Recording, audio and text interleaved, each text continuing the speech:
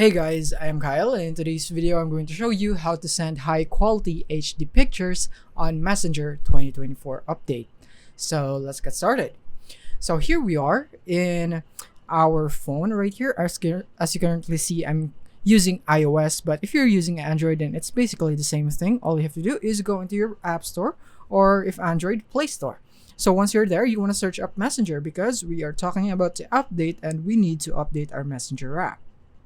So I'm gonna type out Messenger, and you'd be able to see the Messenger app, which is right here. So I'm gonna tap on my Messenger app, and as you can see, I have the update button instead of the open button. So I'm gonna tap on update my Messenger app right here, so that we would have the latest features, which includes the feature that would let us send HD pictures or videos right there. So all we have to do now is just to wait, and now it has been done. So from here, I'm gonna tap on open, so that we will now be opening. And now once you're here on the Messenger app, all you have to do is find a conversation where you want to send. So in my case, it was this one.